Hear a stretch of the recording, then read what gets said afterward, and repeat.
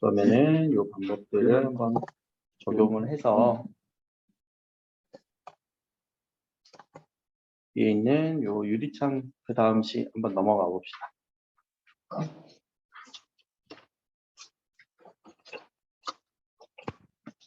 바라건대는 우리에게 우리의 보습대 일당이 있었다면 이라고 하는 제목을 보고 모르는 단어가 있을 것 같은데 보습? 왜 요새 너무 습하잖아. 보습은 문제 없을 것 같은데 그런 보습은 아니지. 이 보습이라는 단어는요, 농기구의 앞자락, 뭐 삽이라던가 뭐 이런 농기구의 그 앞쪽을 의미를 해요. 농기구라고 생각을 해주시고, 혹시나 몰라서 제가 찾아놨지. 보습. 잠깐만. 보습 어디 갔냐? 어디 갔지? 요 부분의 앞자락, 여기를 보습이라고 얘기를 해요. 그냥 모르면 찾아보면 돼. 근데 이제 찾을 때 또 정확하게 찾아줘야 되긴 하지. 자, 거기 농기구라고 생각해요. 농기구. 이건 무슨 말일까? 농기구를 이거는 우리 이 시를 김소월의 시라고 해서 김소월은 일제강점기에 선생님, 근데 그거 생각하고 풀어야 돼. 뭐? 생각하고 해서 아니 혹시 잘못 해석하는 사람도 있어. 교정하려. 어떻게 생각했던 사람이 있냐면은 김소월의 시니까 이 대일당이라고 해서 대일제국 생각했다라는 사람이 있더라고. 진짜로 뭐 얘기 나온 거라서 그렇게는 아니겠지? 근데 요거는 기본형이 대다예요. 여기에 대이다라는 의미로 파생된 거지. 무슨 의미니? 내가 되는 거랑 물건을 가지고 되게끔 만드는 거랑 사동형이잖아. 사동형이에요. 그러니까 내가 농기구를 이렇게 될 땅이 있었다면이라고 하는 바람을 얘기했네. 그래서 제목부터 한번 정확히 얘기해보고 주제 찾는 방법은 또 한번 얘기해 봅시다. 자, 주제는 시에서 느껴지는 어떤 상황인지 상황 그리고 어떤 배경이 그려지는지 그리고 거기서 느껴지는 화자의 정서와 태도를 찾아주시면 되고요. 정서가 안 나온 시들도 있어요. 모더니즘 계열의 감정을 절제한 시들은 태도만 정리해주면 돼요. 어떤 상황만 정리해주면 돼요. 그게 주제일 거예요. 자, 찾아볼까? 그러면은 먼저 시를 바라볼 때 이런 시들은 괜찮은 시. 왜? 정서도 잘 나왔을 거고 그리고 문단도 연마다 구분이 돼 있잖아요. 그럼 정리는 연마다 하는 거예요. 연이 나눠지지 않은 시들은 이런 시들은 어떻게 할 건데 모란이 비기까지는 이거 뭐 많이 공부했으니까 무슨 내용인지 알 거지만 스스로 나눠야 돼. 스스로 단락을 나눠야 돼요. 그것도 한번 해볼게요. 같이 두 가지 시를. 그럼 첫 번째 연이 나눠졌으니까 이 연까지 읽고 나서 무슨 내용이야? 누가 나는 꿈을 꿨어. 무슨 꿈? 이런 꿈을 꿨어. 좋은 꿈 꿨네. 굿. 나이스. 근데 이런 꿈인데 무슨 꿈인지 봐봐. 벌가의 하루 일을 다 마치고 석양의 마을로 돌아오는 꿈을 꿨대. 열심히 이 벌가의 하루 일은 넓은 벌판에서 일하는 거. 농사일을 하는 꿈이에요. 또 동무라고 하면 뭐 친구라고 생각을 해도 되고 공동체. 이런 공동체의 어떤 농사일을 맞추는 꿈을 꾸고 석양의 마을로 돌아오는 꿈을 꿨습니다. 라고 해서 여기서 느껴지는 그런 정서는 어떤 정서가 느껴지니? 행복. 그렇죠? 행복한 거. 화자가 꿈꿔왔던 어떤 세상 속에서 행복했던 삶의 모습을 꿈꿔왔대요. 자, 이런 표현들은 눈여겨볼 필요가 있어요. 그러나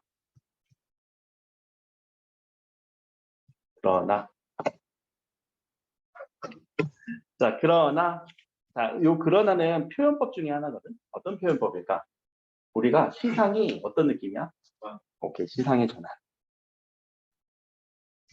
표현법은 항상 초록색으로 쓸게요. 제가 의도적으로. 시상의 전환.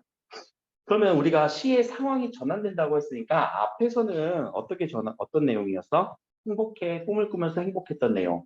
근데 어떻게 전환이 됐지? 맞아. 부정적인 느낌이었지. 어떤 부분들이 부정적이었어? 집을 잃었어요.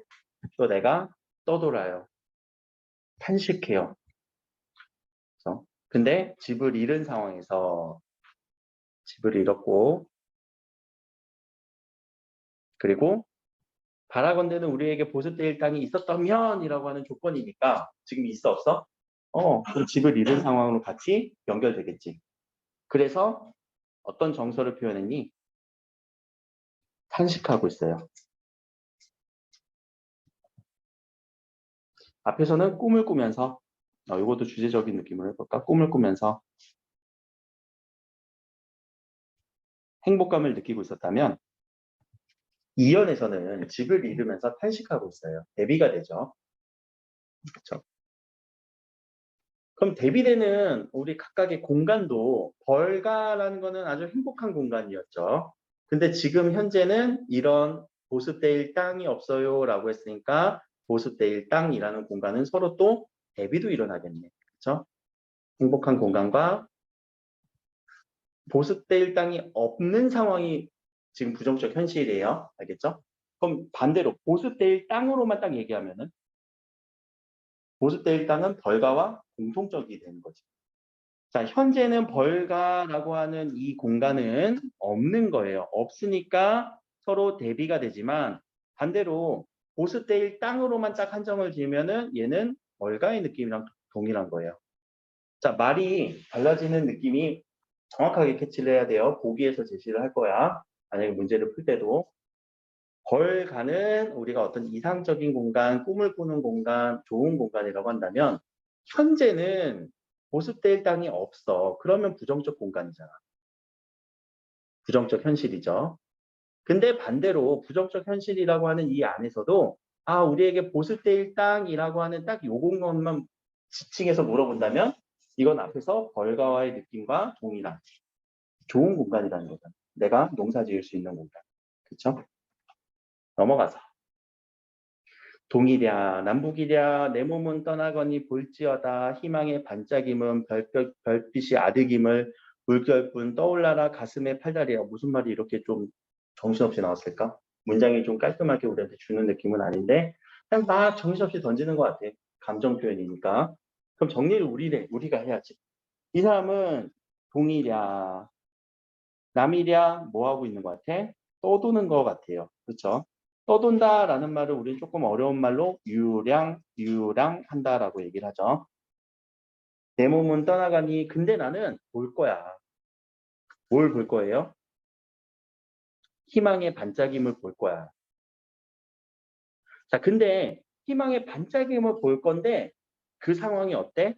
그 반짝이는 별빛은 아득하대. 아득하다라는 거는 잘 보인다, 잘 안 보인다? 그러면은 자, 희망의 반짝임은 잘 보여, 안 보여? 안 보이는 상황.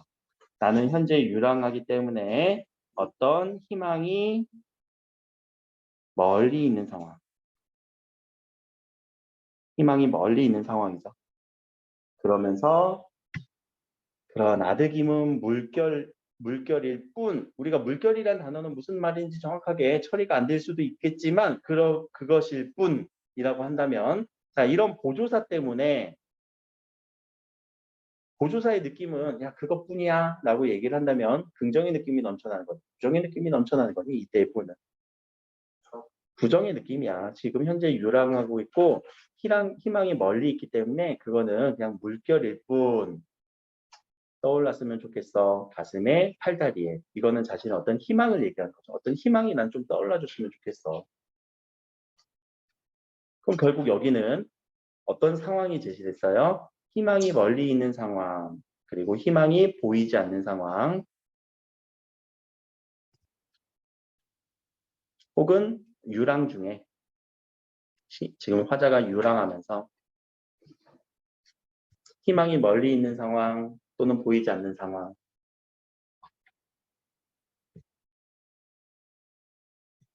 자, 근데 한 번 더 뭐가 제시됐어요? 밑에. 그러나 시상의 전환이 한 번 더 일어났죠.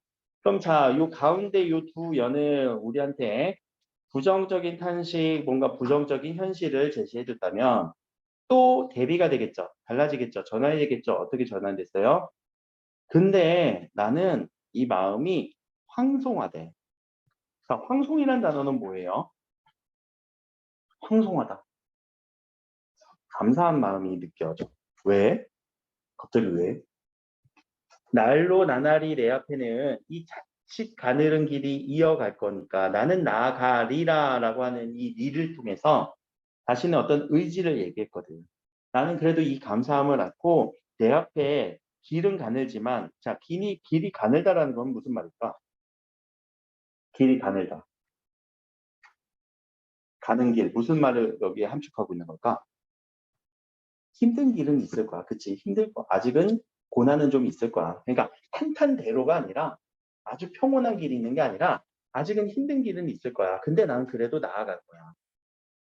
그래서 한 걸음 한 걸음 이렇게 걷다 보면 저 보이는 산비탈엔 동무들이 같이 산경하는, 자, 산경을 김매다라는 거는 산에 경작하는 거죠.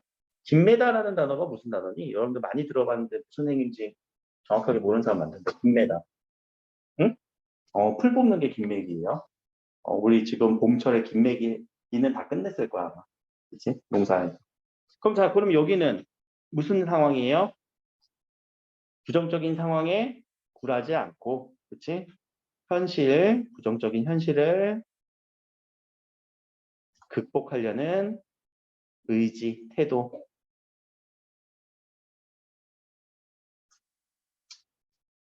자, 그러면은 이 시의 주제에 대해서 각각의 연을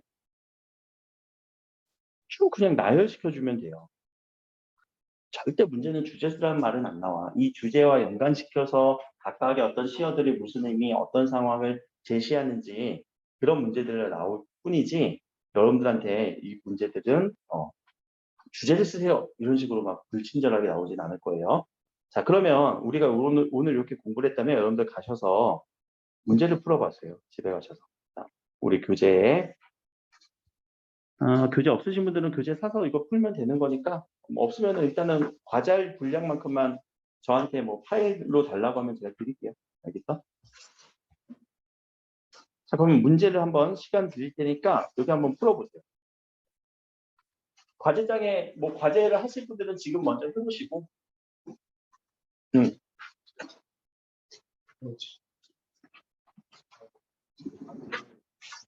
과제로? 과제장? 어떻게? 미리? 그러면 내가 끝나고 카톡을 남겨줄게. 몇 시에 나가야 돼? 30분에 나가야 돼? 3시 반쯤에 나갈까? 그럼 내 수업까지는 듣고 가. 그럼 과제 이제 승훈 선생님이랑 내일 과제 얘기해서 전달해 볼게요. 105페이지고 여기에 대한 문제가 4번 문제, 5번 문제 정도, 4번, 5번 정도만 한번 풀어보세요.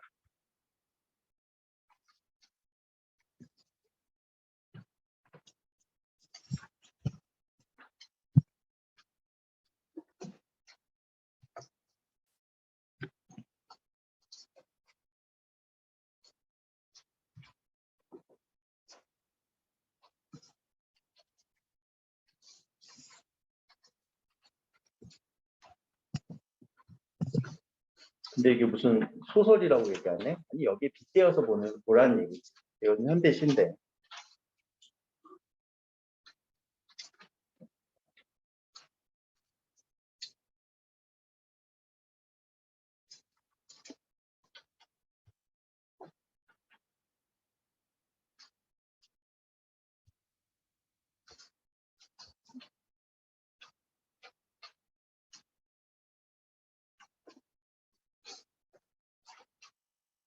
더 어렵지는 않을 것 같은데.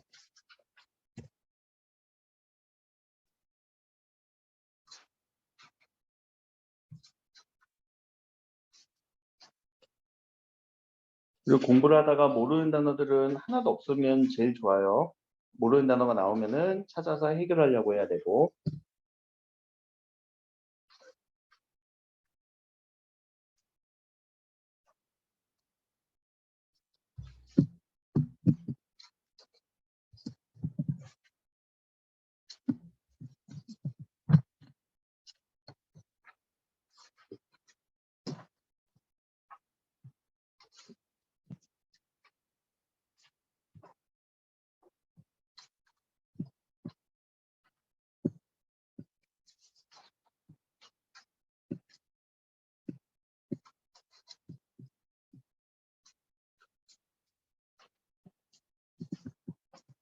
자, 다 찾았나요? 이 정도면 찾지 않을까? 시가 두 개가 됐으면은. 그래서 여러분들 시험장에서 이 시를 모르면은 이런 방식으로 독해를 빨리 해서 문제에서 맞는 문제를 찾아주려고 노력을 해야 되고, 근데 주제는 찾아야 돼요. 주제는 찾는 게 거기에서 딱 걸맞게 찾아줄 거니까. 근데 만약에 아는 시가 나왔으면 바로 문제 보고 찾아주면 되겠지. 그럼 아는 시가 나왔다고 치고 우리가 공부를 했으니까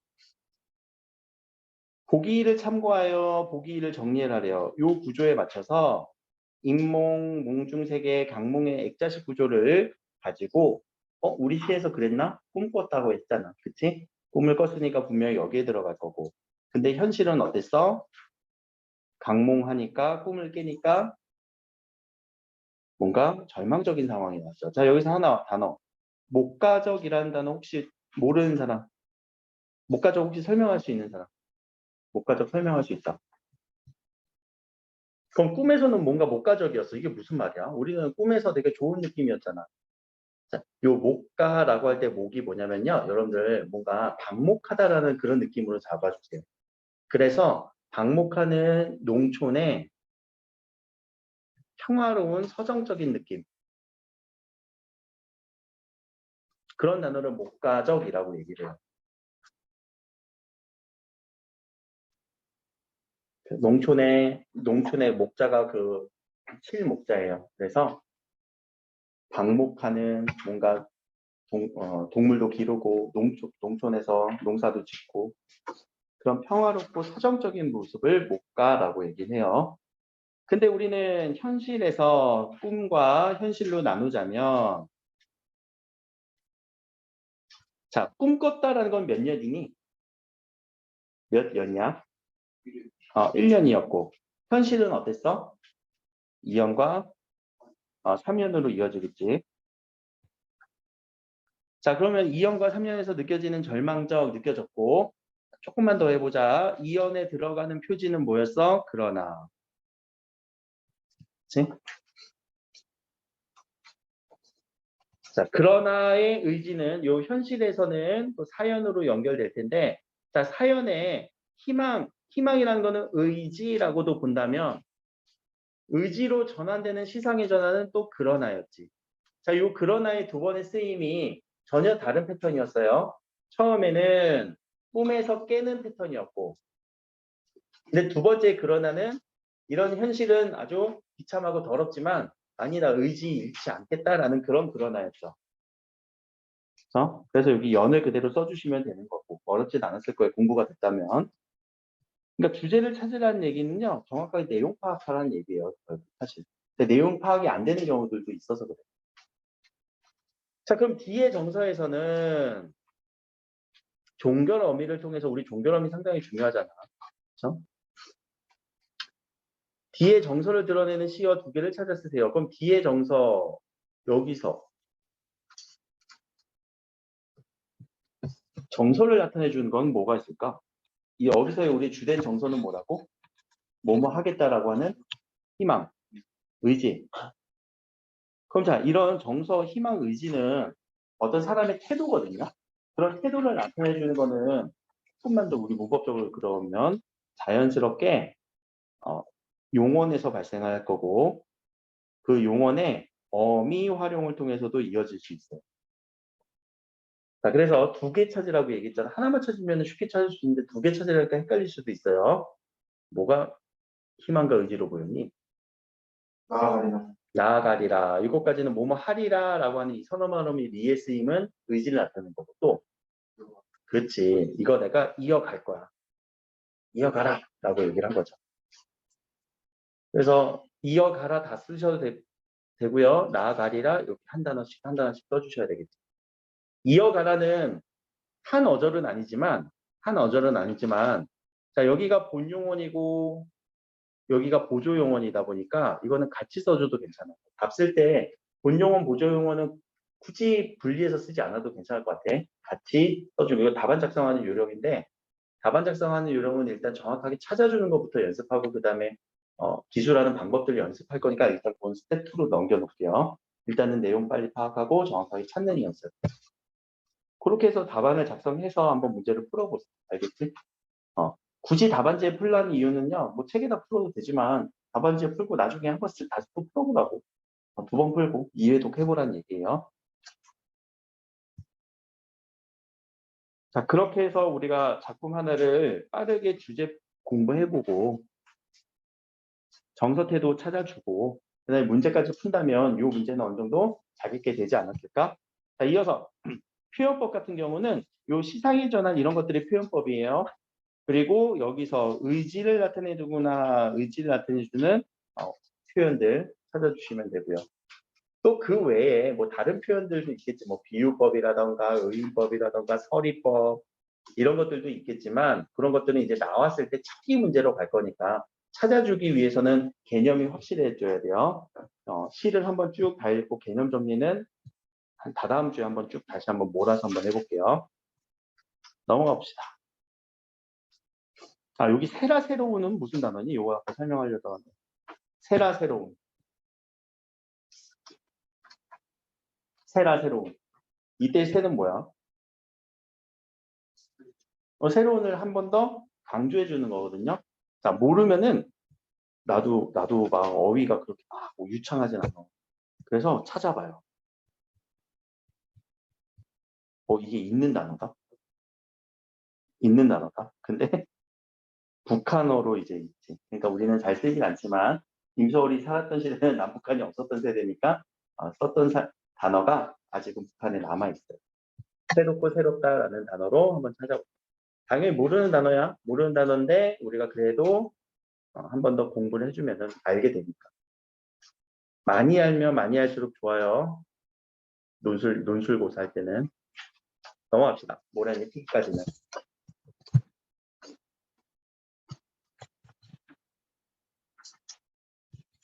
자, 여기도 우리가 주제를 그러면 정리를 할 건데 주제를 정리하려면 일단 어떤 상황인지 상황을 봐야 되는데 앞에서는 연마다 나눠져 있으면 연마다 바라보면 되지만 얘는 뭔가 나누기가 안 나눠져 있어. 스스로 나눠야 돼요. 먼저 한번 나누려고 생각을 해봐요. 나눠봅시다.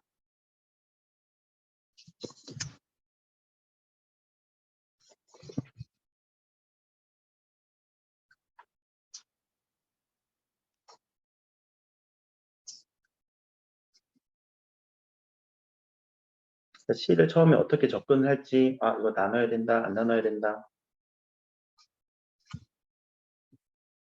아니야 교재에다 하지 말고 여기다 다 교재는 나중에 거기다가는 여러분들 공부한 흔적들이 담겨 있어야 돼요. 그리고 이거는 제 진도와 무관하게 여러분들이 계속 가지고 다니는 주제 찾고 표현법도 찾아보고 읽어보는 용도로 가지고 다니라고 얘기를 해요. 수업도 여기다 할 거고.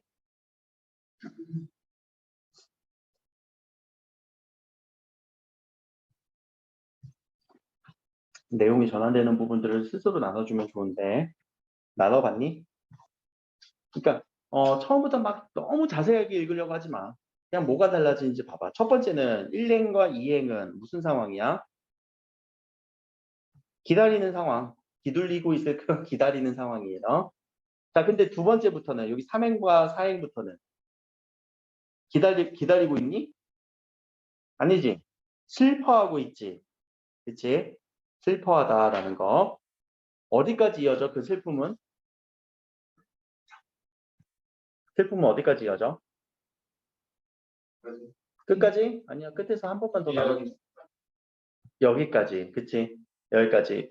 자, 그런 식으로 내용 단위로 나누면은 슬픔, 왜 슬퍼? 상황도 정리해볼까? 미안해. 슬픔이 아니었지.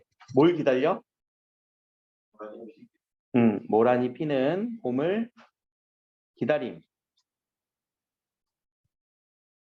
밑에부터 또 정리하자. 여기는 또 모란이 피는 봄을 기다림.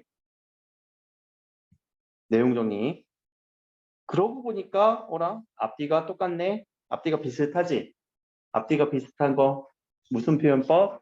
오케이, 수미상관. 자, 그러면 수미상관 같은 경우는요. 우리 적어 놓읍시다. 수미상관의 효과를 꼭 그냥 외우고 있어야 돼요. 무슨 강조? 주제 강조. 그리고 운율 형성. 하나 더, 구조적 안정감. 자, 강조는, 의미 강조는 반복법은 의미 강조가 되거든요. 근데 수미상가는 주제까지도 건드려 버려요. 운율 형성, 주제 강조, 구조적 안정감. 운율 형성, 주제 강조, 구조적 안정감. 이거는 표현법에 따른 효과는 그냥 외우고 있는 게 문학의 개념이에요. 수미상가는 운율 형성하고요, 주제를 강조하고요, 구조적 안정감을 취하고 있어요. 구조적 안정감은 이해되니? 왜 구조적 안정감이라고? 앞뒤가 똑같으니까 편안하지? 자, 그럼 가운데 부분. 여기는 슬프거든?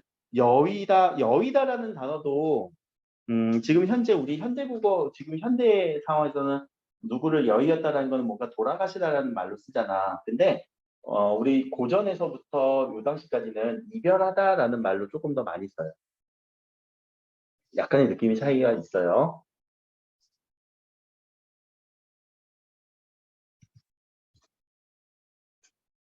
자, 모란이 뚝뚝 떨어져 버린 날, 그럼 모란과 이별한 날, 그래서 봄을 여인 슬픔, 잠기게 된대요. 모란, 봄과 이별을 했고요. 그래서 서러워요. 슬퍼요. 이게 여기 부분에 대한 주제가 되겠죠. 자, 5월 어느 날 하루 무덥던 날 꽃잎마저 시들어 버린다라는 이 날은 어떤 날이야? 뚝뚝 떨어져 버리고 지나간 시간의 흐름이 나오는 거지. 꽃은 우리 대부분 봄에 많이 피죠. 물론 여름꽃도 있고 가을꽃도 있지만 봄에 펴서 언제 지니? 잘 생각해봐. 봄에 져요. 봄에 펴서 봄에 져요. 꽃은 우리 그런 말 혹시 들어본 적이 있니? 화무 11홍?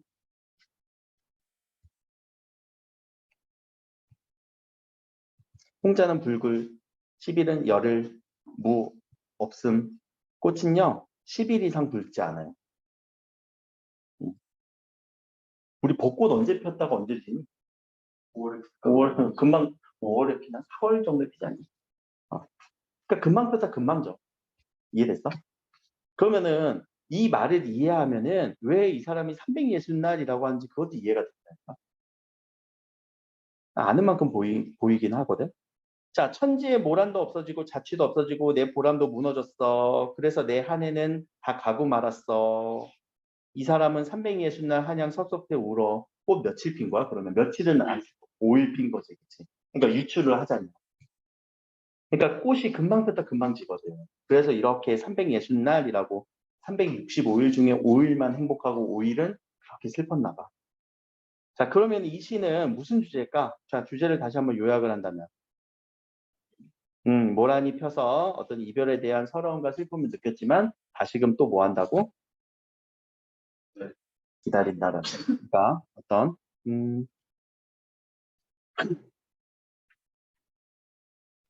것에 대한 기다림. 이라고만 간단하게 해도 되겠죠. 모란이 피는 것에 대한 기다림. 근데 하나 더 적으려면은 모란이 지는 것에 대한 슬픔. 이렇게 둘 다 적어줘도 괜찮아요. 왜냐면 얘네들이 계속 순환되니까. 기다렸다 슬펐다, 기다렸다 슬펐다 할 거니까. 주제를 적으라는 이유, 문제는 없을 거야. 그 주제를 연관해서 내용을 파악해서 그 내용을 가지고 우리는 봐야 되고. 여기서 하나 보이자. 뚝뚝 떨어져 버린 어느 날은 5월의 어느 날이겠죠? 슬픈 날, 모란이 져버린 날. 그렇게 될 거고. 자, 여기 표현법이 생각보다 많이 나오거든요. 그 표현법을 한번 얘기해 볼게요. 뚝뚝이라고 하는 이 말은 음성상징어가 쓰였어요. 자, 음성상징어.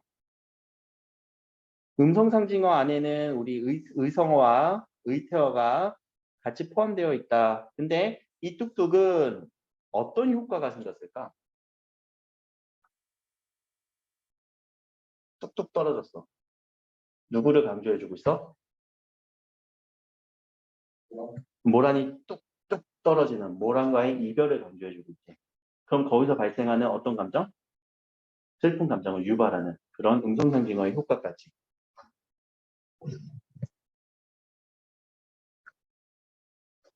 자, 그리고 시간적 배경이 나왔고요. 뻗쳐오르던 내 보람이라고 하는 이 단어는 무슨 의미일까? 뻗쳐오르던 내 보람. 왜? 왜 내 보람이 있었어? 기다리면 내 보람은, 내 아이 즐거운 느낌은 하나 기다림이었잖아. 그쵸? 내가 모란을 보면서 봄을 기다리면서 즐거웠던 어떤 마음, 혹은 모란을 보면서의 어떤 긍정적이었던 마음, 이런 마음들이 무너졌다라고 얘기를 한 거죠. 그럼 이 보람은 왜 무너졌어요? 꽃이 지니까, 봄이 지나가니까 라는 이유까지 생각을 해야 되고, 자, 여기서 모란이 지고 말면 그뿐. 근데 나의 한 해는 다 가고 말았대. 지금 몇 월? 이 시에서 5월. 5월이지. 시에서 5월이잖아. 5월 어느 날. 그치? 근데 이 사람은 지금 현재 5월인데 5월을 살고 있는 이 화자는 우리 한 해가 다 갔다라는 거는 몇 월이 돼야 다 갔다라고 표현하니? 12월이 됐다라고 얘기하지. 진짜 그랬어? 12월이 왔어? 아니지. 이 사람은 뭐가 좀 심해? 뻥이 좀 심하네? 뻥이라기보다도 과장이 심하다. 그래서 우리는 이거를 무슨 법이라고 얘기해요? 과장법. 그럼 자, 이 과장법도 왜 쓰였어? 어떤 모란이 그치, 모란이 줬을 때 어떤 슬픔, 허무함을 과장해서 표현하려고 하는 거죠. 자, 외우려고 하지 말고, 그러네. 그렇구나. 이 사람이 이렇게 한 해가 다 갔다라고 얘기를 하는 이 과장법이 슬픔, 허무함을 표현하려고 하는 거구나. 자, 문제는요, 여러분들 지금까지 내신을 하다 보면은, 과장법이 쓰였어 라고 해서 여기까지 끊어졌거든, 공부가. 근데 논술 문제는 달라요. 논술 문제는 이런 표현들의 이런 효과들까지도 조금 더 디테일하게 물어본다니까. 그래서 그 문장을 찾아 쓰시오. 슬픔과 허무함은 여기서 많이 표현됐거든, 이 시에서. 근데 약간 과장시켜서 하는 부분을 찾으세요. 그렇게 역으로도 올 수 있어야 돼요. 그리고 360날 한양 섭섭해 웁니다도 과장법이지. 여기까지 과장법이겠지. 360날 이렇게 맨날 울까? 아니지. 자, 그리고 360날이라고 하니까 어떤 슬픔의 정도를, 자, 여기도 중요하네. 자, 슬픔이라고 하는 이 감정을 숫자로 표현했죠. 숫자로 제시하니까 그 슬픔의 깊이가 우리는 느껴지게끔. 자, 이 부분에 대한 포인트도 하나 잡아주셔야 돼. 이 화자의 어떤 감정을 우리한테 제시할 때 그것을 조금 더 수치화시키니까 우리는 정량적으로 그걸 판단할 수 있게끔 느끼게 되는 거죠. 이 부분 찾아 쓰세요라고 한다면 360날이라고 하면 그렇게 보기에서 주어지는. 자, 마지막 표현법은 너무 유명한 거. 무슨 법으로 보이니? 역설법. 자, 그럼 이거는 왜 역설이 될까? 찬란한 것을 그치. 속성이 다른 이 두 친구가 공존하죠. 찬란하다는 너무 좋은 거, 슬픔은 너무 슬픈 거. 근데 이것이 믹스되어서 봄을 수식하고 있잖아. 그럼 자, 여기서 끝나는 게 아니라 왜 슬픈지는 이유가 설명이 될 거야. 왜 슬퍼? 봄은. 봄은 왜 슬퍼?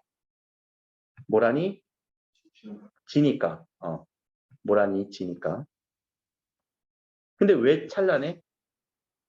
그것에 대한 어떤 기다림, 피기까지 어떤 기다림이 있지. 그리고 모란이 또 개화도 되고. 이것에 대한 찬란함이 느껴지죠. 자, 이런 두 가지 감정들이 다 공존하네요.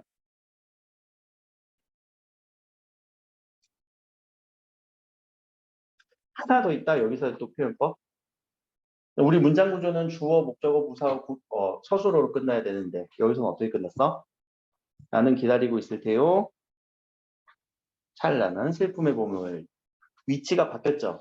정상적인 문장의 종결이 아니지. 이런 법을 무슨 법이라고 할까? 오케이, 도치법이라고 해요. 자, 도치법은 그러면 이론상 어디가 강조되는 느낌이니? 그치. 앞부분과 뒷부분이라고 한다면 뒷부분을 강조해주는 느낌이에요. 알겠죠? 그런 도치법. 자, 조금 어려운 말로 역설법을 우리 다른 조금 어려운 말로 모순형용이라고도 얘기를 해요. 요새 이런 말로 많이 써. 모순을 형용해준다, 꾸며준다, 상태를 나타내준다. 모순적인 말로. 그러면서 결국 어떤 봄이 갖고 있는 이중적 성격, 슬프기도 하지만 찬란하기도 해. 응? 왜 내 보람이 뻗쳐오르는 시기이기도 하니까. 내 보람이 봄에 뻗쳐오르기도 하잖아. 찬란한 시기이기도 하고. 그래서 봄이 이런 두 번째 이 두 가지 이미지가 있다라는 거.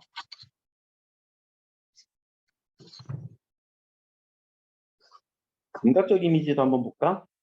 되게 많네. 이 시가 이런 부분들을 다 담고 있어서 그래요. 뚝뚝 떨어져 버린다라는 거는 우리 시각적 이미지죠.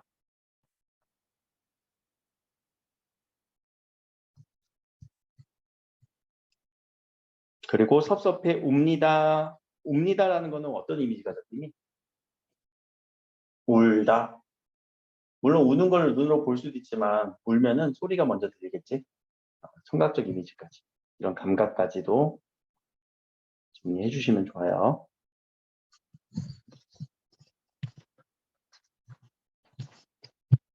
이것도 가셔서 한번 문제를 풀어보시고요. 자, 뒤로 넘어가서 황혼 갑시다.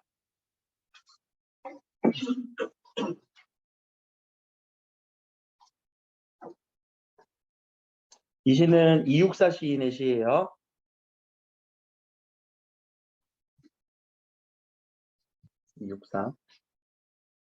이육사 시인 같은 경우는 저게 수감 번호, 잠깐 이제 그 감옥에 수감되었을 때 그 번호를 수감 그 자신의 시명으로 예명으로 쓰긴 했는데, 그러면은 264번일 때 이 6과 4의 이름이 실제 6자의 넉사자냐 그러진 않아. 이름을 바꿀 때는 264번에서 힌트를 얻은 건 맞지만 이 한자는 다른 한자를 쓰시더라고. 이거 어떻게 없애지? 분명히 뭔지는 원록.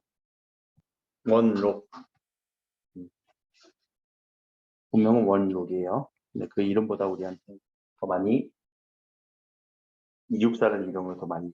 근데 중요한 건 이육사의 시인에서 우리 이육사의 시인 하면 되게 저항적이고 독립을 바라고 이런 시들이라고 생각을 하는데 이 시는 좀 결이 다르다.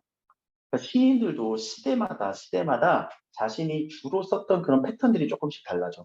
시인들이 한 해만 시 쓰고 그만두진 않거든요. 보통 수십 년간 또는 몇 년간 아주 길게 시를 쓰거든요. 그러다 보니까 이 시는 약간 어떤 독립을 추구하거나 그러진 않아요. 미리 말씀을 드렸어요. 독립을 막 추구하거나 그러진 않을 거예요. 보면 어떤 시인지 다른 주제가 잡힐 거야. 그러니까 편견을 갖고 읽지 말라는 얘기야. 이육사 시이니까 막 저항시일 거야, 막 독립을 얘기할 거야, 그런 시 아닐 수도 있어. 그러니까 항상 우리가 그런 부분들을 좀 걷어내고 시의 외적인 부분을 좀 걷어내고 시 안에서 있는 내용만 좀 파악하려고 노력을 해보세요. 알겠죠? 그러니까 이게 잘못했다가 아니라 그래도 시 내용이 뭔지 정확하게 읽고 그 다음에 외제적으로 우리가 좀 퍼뜨려 나가야지, 확대시켜 나가야지. 처음부터 이 시는 이럴 거야라고 고정관념이 바뀌면 안 된다는 거예요. 그래서 그거를 미리 먼저 말씀을 드렸고 한번 읽어봅시다. 내 골방에 커튼을 걷고 정성된 마음으로 황혼을 맞이해 드리더니 바다의 흰 갈매기들 같이도 인간은 얼마나 외로운 것이냐. 읽긴 읽었어. 어려운 단어도 없는 것 같아. 그럼 정리. 어떤 상황이에요? 그대로 정리하면 되잖아. 어떤 상황? 방에서. 방도 어떤 방이야? 골방에서. 그래, 그대로 골방에서 뭐 하고 있어? 행동. 커튼 걷으면서 어떤 생각하고 있어? 어떤 정서? 어떤 정서? 어떤 정서? 어떤 태도? 어떤 생각? 나오잖아. 누구에 대한 인간의 외로움에 대해서 생각하고 있지. 그래, 골방에서 커튼 걷으면 인간의 외로움을 생각하고 있어. 그럼 이게 끝이잖아. 그치? 이런 상황 속에서 뭐 이게 정서라고 하면은 외로운 정서까지 느껴졌겠지만 그러니까 이렇게 정리를 하는 얘기예요. 상황과 정서 위주로 연을 정리해야지 내용이 보여. 하나 이제 또 빼먹은 거 있다. 커튼을 걷으면서 뭘 봤니? 황혼을 보며 인간의 외로움을 생각했지. 골방에서 커튼을 걷으며 황혼을 보면서 인간의 외로움을 생각했다. 이게 시에서 딱 느껴졌지, 얘들아. 근데 굳이 쓰라는 이유는요, 자신의 말로 표현을 해봐야 돼. 그래야 그게 내가 이해한 게 되거든. 그냥 눈으로 보면 알겠어. 아니야, 그러면 아닌 게 아니야. 자신이 설명해보고 표현해봐야지. 여러분들 이 시험은요, 논술 시험은요, 그냥 빨리 찾기 문제가 아니란 말이야. 이거는 정확하게 자기가 표현해내야 되는 문제예요. 논술이라고 하는 거의 기본은 표현이거든. 내가 아는 만큼 찾아낸 만큼 표현할 수 있어야 되거든. 읽어낸 만큼 표현할 수 있어야 되거든. 그게 글로서 쓰여지는 거고. 그러니까 두 가지가 다 작동해야 돼요. 빨리 찾아서 내가 생각했고 파악했고 그것을 표현할 수 있는 거. 표현 안 하면은 어떻게 알아? 자, 두 번째. 황혼아, 내 부드러운 손을 힘껏 내밀어라. 내 뜨거운 입술로 맘대로 맞춰보련다. 그리고 내 품 안에 있는 모든 것에 나의 입술을 보내게 해다오. 누구에 대해서 먼저 얘기를 하고 있어? 누구랑 얘기하고 있니? 황혼. 그럼 이때의 황혼은 여기서 이제 표현법. 황혼이라고 하는 청자가 명시됐죠. 내 말을 듣는 사람. 자, 청자가 명시됐으면 무슨 체? 대화체. 그리고 황혼이라고 하는 거는 우리 어떤 자연의 현상 중에 하나지, 세 가지는. 자, 그럼 자연의 현상, 세 가지는 이 현상을 나의 말을 듣는 대상으로도 얘기했고, 손을 힘껏 내미는 존재로 얘기를 했네. 어떤 자연의 현상을 손을 내미는 존재로 얘기를 했어요. 무슨 법까지도 연결돼? 의인법까지도. 그럼 이 황혼은 도대체 어떤 속성이 있는 친구길래? 어떤 속성이 있는 친구길래? 얘는 내 부드러운 손길을 갖고 있대요. 황혼은 부드러운 속성을 갖고 있고요. 그리고 내 품에 안겨있는 모든 대상을 품에 안고 있는 그런 부분이겠지. 그럼 이제 그림을 그려보는 거. 황혼은 해가 지는 모습이 그려질 거고, 거기에서 햇볕이 이렇게 햇살이 막 뻗어가는 상황에서 그 햇볕이 품고 있는 다양한, 그러니까 햇볕이 닿는 모든 것은 황혼이 품고 있다라고 표현을 한 거지. 거기에 나의 입술을 보내게 해다오. 누구에게? 거기 있는 모든 것에게 나의 입술을 보내게 해다오라고 하는 이 행동에 대해서 또 생각을 해보자. 나의 입술을 보낸다라는 말은 무슨 말일까? 나의 입술을 보낸다.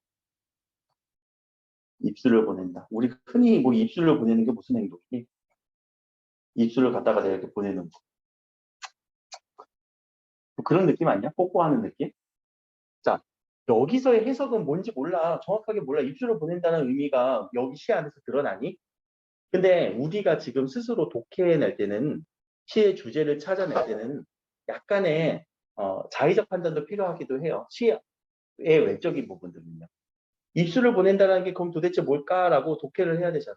근데 입술을 보낸다는 거는 뽀뽀한다는 걸까? 라고 생각을 해보고 그 행위가 도대체 뭔데? 두 가지 우리는 항상 판단해야 돼. 좋은 거야, 나쁜 거야. 그래, 긍정적인 행동이잖아. 그치? 그럼 이거는 긍정적 행동이겠구나.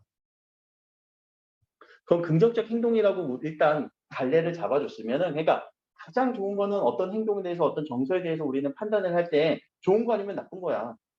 시에서는. 그치? 중립도 있어. 중립도 가끔 나오지만. 그럼 좋은 거 아니면 나쁜 건데 입술을 보낸다라는 이 긍정적 행위는 도대체 뭐라고 또 해석을 할 수 있을까? 긍정적으로 그 대상을 바라본다. 모든 것에 대해서 관심을 갖는다. 혹은 뭐 모든 것에 대한 애정을 쏟는다. 이렇게 판단을 할 수 있겠지. 그렇게 연결하면 돼요. 긍정적인 행동일 거고요. 어떤 애정일 거고요. 관심일 거예요.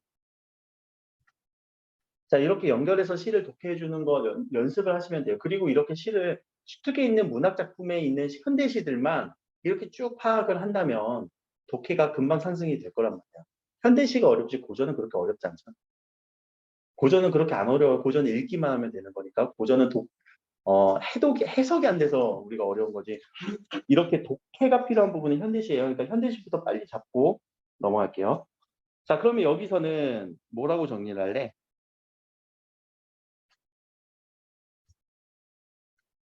황혼의 품 안에 있는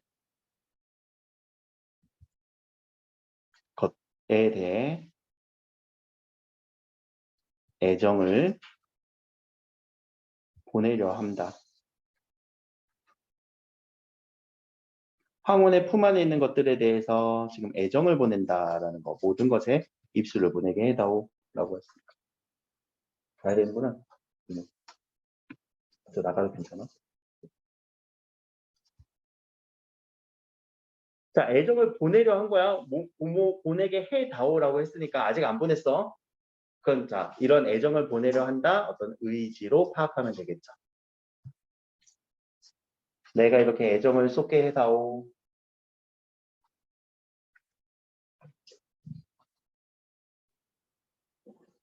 자, 그러면은 그 안에 모든 것들이 여기서 나열되어 있거든요. 12성자의 반짝이는 별들, 종소리 저문 살림 속 그윽한 수녀들, 시멘트 장박 위에 그만큼 수인들, 의지가지 없는 그들의 심장, 이런 사람들의 심장이 얼마나 떨고 있는가라고 얘기를 했는데, 여기서 이제 모르는 단어, 수인이라는 단어는 죄수. 감옥에 갇힌 사람을 수인이라고 얘기를 해요. 감옥에 갇힌 사람. 자, 하나 이제 궁금한 게, 요 12성자 별들만 잠깐만 제외해요. 제외하고, 나머지 대상들, 저 종소리 저문 산림 속에, 나무숲 속에 수녀들과 감옥에 갇힌 이 사람들의 공통점이 있나? 어떤 공통점이 있나? 아직은 모르겠으면 조금만 더 밑에. 고비 사막을 걸어가는 행상대, 아프리카 녹음 속에서 활 쏘는 토인. 토인이라는 거는 우리 저쪽 흑인을 얘기하죠. 그럼 이 사람들의 공통점이 있나? 여기서 이제 공통점을 유추해보고 이거는 공부해야 될 것 같아요. 어떤 사람이냐면은 외로운 사람들이에요.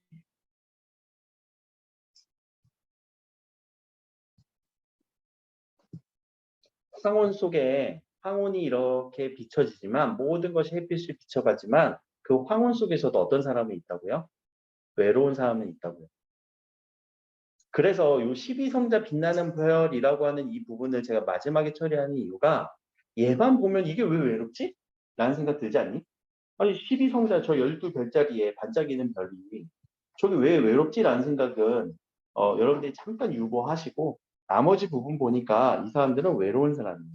자, 그러면 이 별도 자연스럽게 모모에게도 이렇게 연결된 거 보면은 얘도 반짝인다라는 거는 우리가 뭐 좋은 의미로 항상 쓰겠지만 이때는 외로움의 존재라고요. 외로운 별이에요. 저 하늘에 별 혼자 저렇게 외롭게 있네라고 시인은 본 거고 화자는 본 거고. 이 사람의 그들 앞에 있는 이런 사람들의 심장이 얼마나 떨고 있는가, 뭘 겪고 있어요? 외로움을 느끼고 있는 거죠. 고비 사막을 걸어가는 이 행상대 그 무역을 하는 옛날에는 비행기 무역 없었어. 그래갖고 그 사막을 가로질러 가고 그랬거든. 그 사람들도 얼마나 외롭겠니? 그치? 그리고 우리는 잘 모르지만 지구 반대편에 있는 그 사람들에게도 황호나 다시 한번 얘기하면서 내 부드러운 품 안에 안기는 동안이라도 지구의 반쪽만을 나의 타는 입술에 맡겨다오. 자, 입술에 맡긴다, 입술에 맡기다, 입술을 보낸다. 이제 무슨 단어로 우리가 독해를 했지?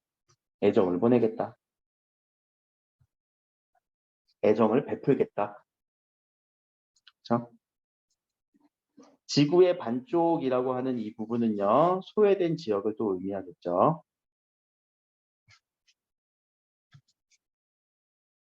왜냐면 우리 지구는 또 이렇게 빛을 비추는 부분이 있으면 반대쪽에 어두운 부분이 있잖아.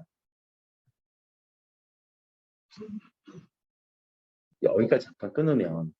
자, 그러면 시가 뭐 이렇게 조국의 독립이나 이런 건 전혀 아니지? 이육사의 시인데 말이도.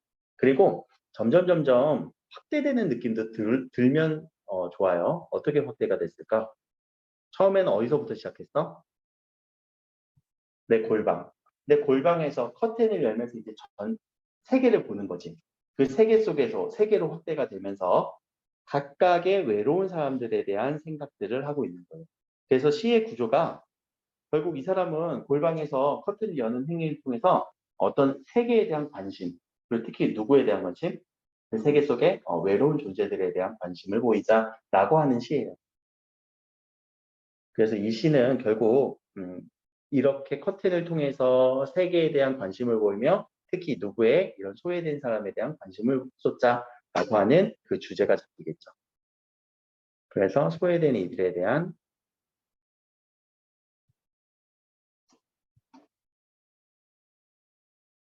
관심을 보이자.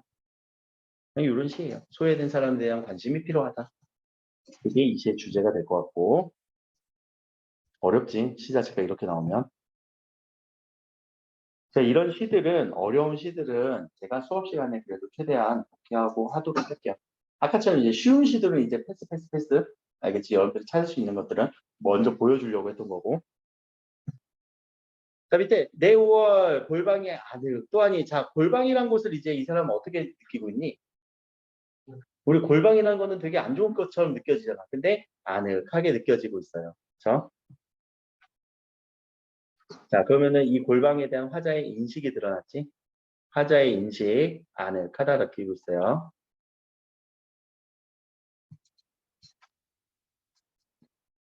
마지막에 또 황후나 내일 또 저 푸른 커튼을 걷게 하겠지? 내일에 대한 어떤 또 기대감, 몸 하겠지? 내일에 대한 기대감.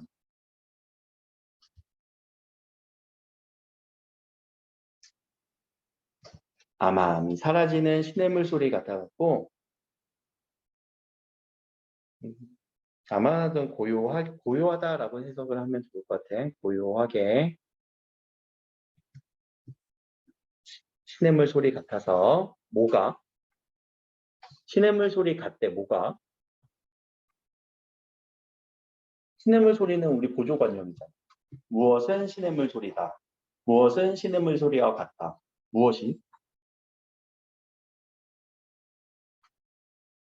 그럼 밑에도 한 번 식어지면 다시는 돌아올 줄 모르나 보다. 뭐가 시냇물 소리 같고 뭐가 다시 돌아올 줄 모를까?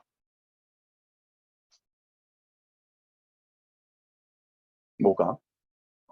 그래, 그 황혼. 여기서는 그러니까 여기서 잠깐 끊는 이유가요. 마지막 부분이 약간 소외된 사람에 대한 관심을 보내자라고 얘기해놓고서는 다시 황혼으로 돌아오면서 황혼에 대해서 또 얘기를 하면서 마무리가 되거든요. 여러분들 느끼는 그 감정 똑같아요. 시가 조금 이해하기 힘들 수도 있어.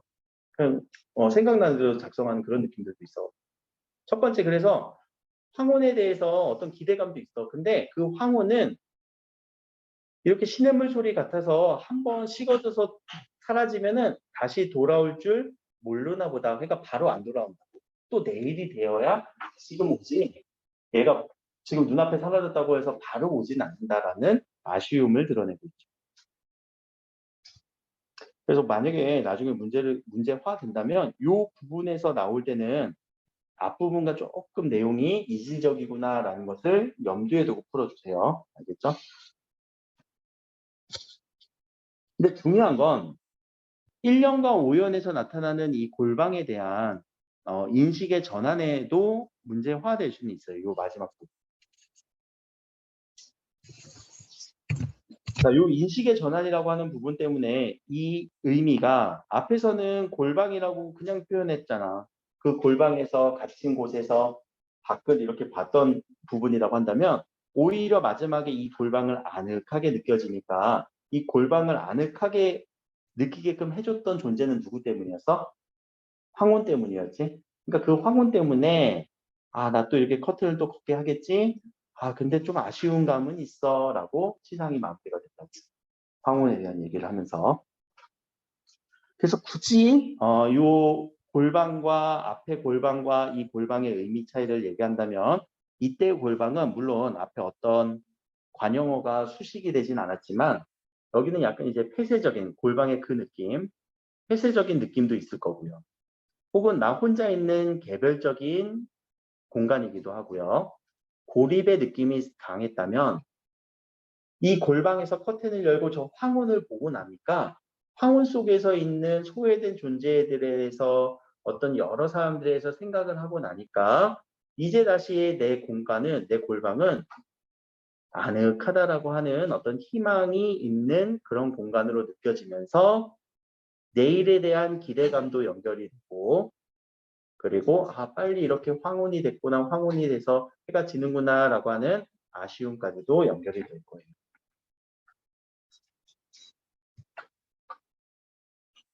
그러면서 여기서 느끼는 시상의 전개의 특징이 중요한 게, 화자의 인식이 외부로 확장돼가는 그런 느낌. 화자가 자신의 생각에서만 끝나는 게 아니라 저 대상은 어땠지? 저 대상은 어땠지? 또 지구 반대편 아프리카의 저 대상은 어땠지라고 하는 외부로 확장되는 이런 과정들까지도 보여주면 볼 수 있네요.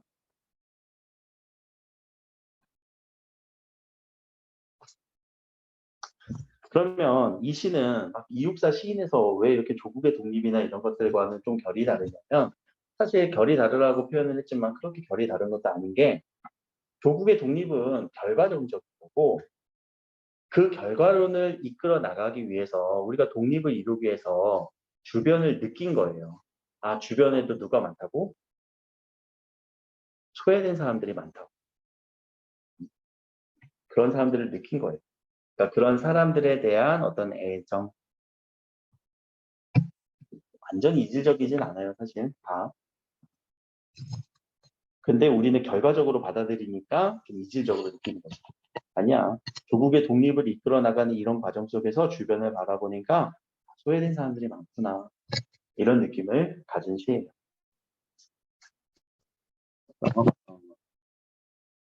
플라토나스까지만 좀 해야 되겠구나.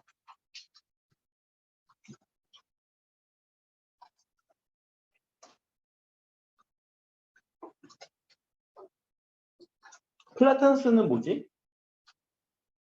플라토나스?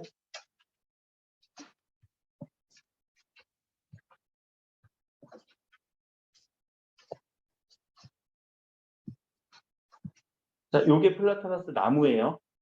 우리 흔히 길에서 볼 수 있는 여기 저기 얘네들 나무들 가로수로 많이 쓰는 플라토나스 나무지.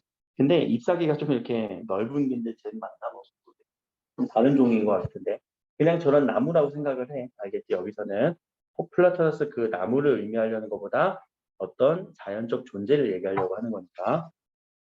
자, 그러면 이 나무에 대해서 꿈을 아느냐 내게 물으면, 플라토너스 너는 어느덧 머리가 파란 하늘에 젖어 있대요. 너 꿈 알아? 라고 대화를 하고 있네. 그렇지? 꿈을 알아? 라고 물어보면 이 너는 플라토너스고 얘가 청자고, 그럼 내 말을 들을 수 있는 존재 의인화시킨 거고.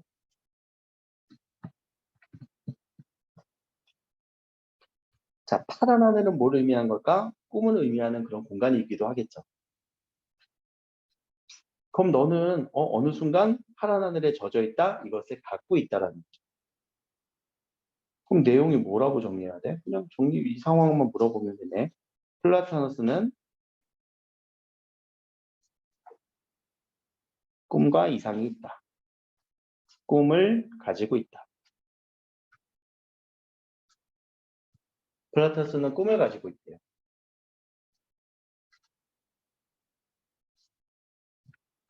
너는 사모할 줄 모르니? 라고 한대. 사모라는 거는 사랑에 대한 표현이겠죠. 사랑할 줄도 모르니? 사랑 표현할 줄 모르니? 라고 했는데, 아니 어느 순간 내게 있는 것으로 그늘을 늘어뜨리는 이런 행동. 자, 그늘을 늘리는 이 행동은 상대에 대한 이타적인 사랑 행위라고 볼 수 있겠죠. 높은 나무가 이렇게 편히 쉬도록 그늘을 우리 마련해 주는. 그러니까 이타적 사랑을 이미 얘는 갖고 있대. 너 사랑할 줄 모르니? 라고 물어봤는데, 사랑을 표현할 줄 모르니? 아니 나 알아. 이미 행동을 하고 있대. 그러면은 자, 플라토너스는 사랑도 가지고 있고 사랑도 베풀고 있고 이미. 무슨 시가 근데 이러냐? 뭐 감정 표현한 거 별로 없는 것 같아. 이런 시들도 있다고. 자, 먼 길에서 올 때, 자, 이런 표현들은 올 때라고 하면 되겠지? 내가 먼 길에서 올 때, 홀로 되어서 외로울 때, 누가? 화자가. 이 화자가 혼자서 외로울 때, 플라토너스는 뭐 하고 있대요? 이미 같이 걷고 있었대요. 그러면 화자와 동반자가 되는 역할이죠. 인 플라토너스. 그러면 이 플라토너스 나무 한 그루를 얘기하는 건 아닌 것 같지? 길을 가다가 계속 이렇게 늘어서 있는 그 나무들에 대한 어떤 감정을 표현하고 있는 것 같아요. 그래서 이 플라토너스에 대한 어떤 예찬적인 느낌이 들죠. 되게 좋다라고 표현을 많이 하고 있잖아.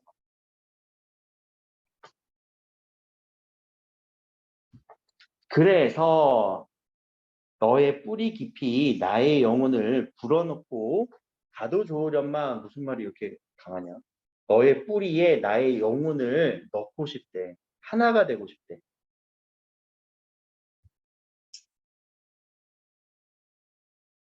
나무와 하나가 되고 싶대. 너무 좋아서. 너무 예찬적으로 얘기를 하고. 너무 좋으면 그 대상과 막 이렇게 딱 달라붙고 그런 심정 드니? 아직은 몰라? 여러분들 나중에 이제 대학교 가서 연애하면은 막 24시간 붙어 있고 싶고 그런 대상이 그런 사람이 나타나기도 할 거예요. 그러다 보면 어느 순간 결혼해 있다. 자, 그런데 나는 너와 함께 신이 아니래. 이 말은 무슨 말이야? 영탄법도 쓰였네. 일단 영탄법. 이 영탄법은 감탄하는 것 플러스 뭔가 인식하는 느낌이거든요. 자신이 신이 아니라는 걸 느꼈어. 나 하나가 되고 싶어. 진짜 이 대상과 하나가 되고 싶으면 딱 달라붙는 게 아니라 완전히 동일해지고 완전히 같아지고 완전히 합체가 되고 싶지만 아니야, 나 신이 아니야. 할 수 있다라는 거야, 못한다는 거야? 못한다라는 얘기겠죠. 그러니까 신이 아니다라는 거는 결국 유한성을 인식한 거예요. 자신은 이런 유한성을 인식한 거. 하나가 되고 싶지만 아니야, 안 돼. 우리 신 아니거든. 근데 그만큼 너무 좋다라는 얘기겠죠. 우리 이면에는. 이 나무가 너무 좋아. 자, 그래서 우리의 길이 다하는 어느 날 우리 삶의 어떤 삶이 끝날 때죠. 삶의 끝자락에서 너를 맞아줄 검은 흙이 먼 곳에 따로 있니? 어떤 안식처, 이 검은 흙은 우리 뭐 나중에 사람들은 다 흙으로 돌아간다라고 하는 상징이지. 어떤 죽음 혹은 무덤, 영혼의 안식처.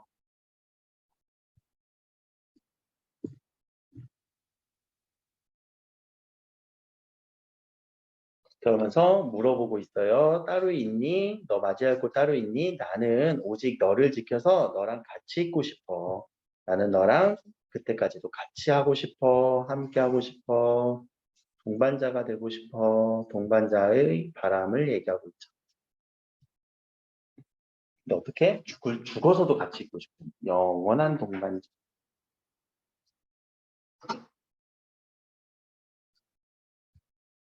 화자의 바람을 얘기하고 있고요. 자, 그곳은 우리 어떤 안식처에는 너와 함께하는 그곳은 이상적인 공간이죠. 이상향, 지향하는 곳은 아름다운 별도 있을 거고요. 사랑하는 창이 열린 그런 곳일 거야 라고 하면서 나는 그곳에서 너와 영원히 함께하고 싶어 라고 하는 화자의 바람만 얘기한 거지. 이 시에 대한 느낌이 다소 추상적일 수도 있어요. 뭐 이런 시가 다 있어. 나무를 소재로 그렇게 얘기를 했지만 중요한 거는 요 3년이었던 것 같아요. 3년. 화자가 어떤 외로운 상황일 때, 자, 이건 우리가 외로운 상황이다라는 게 보이죠? 이런 외로움을 느낄 때 옆에서 힘이 돼줬거든.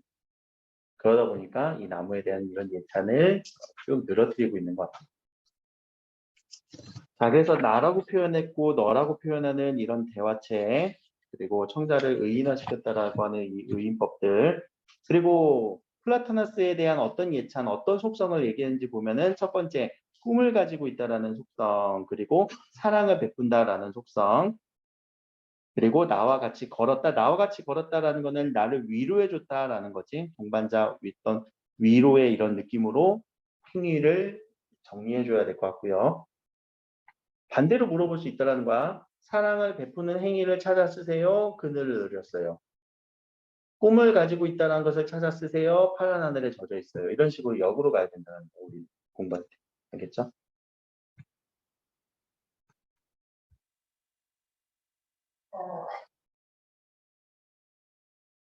정도? 그럼 플라토너스에 대한 주제는 뭐라고 정리할래? 예찬. 오케이, 뭐에 대한 예찬?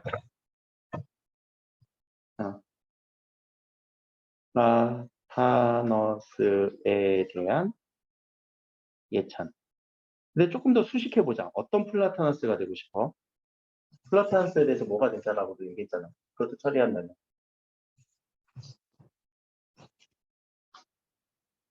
동반자.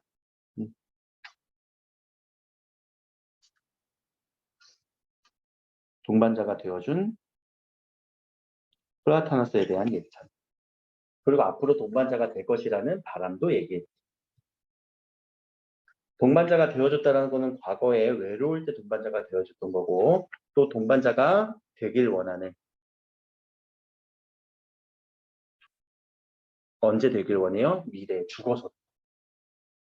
그래서 플라타너스에 대한 예찬. 이렇게 정리를 해주세요. 내용은. 이런 추상적인 시들이 좀 여러분들 처리하기 좀 어려울 거예요. 자, 여기까지 해보시고, 여기에 대한 문제가 이제 우리 과제에서 되고, 쭉쭉쭉쭉 아마 이 순서대로 내가 이제 그 프린트를 준비한 거니까, 항온, 그리고 플라타너스까지, 여기까지는 풀어오시고요. 시 몇 개는 여러분들이 스스로 한번 주제, 제가 다음 시간에 주제를 그냥 쭉 독해는 안 하고요. 주제만 쭉쭉쭉쭉 쓰고 넘어갈게. 도봉이라던가, 그리고 향화,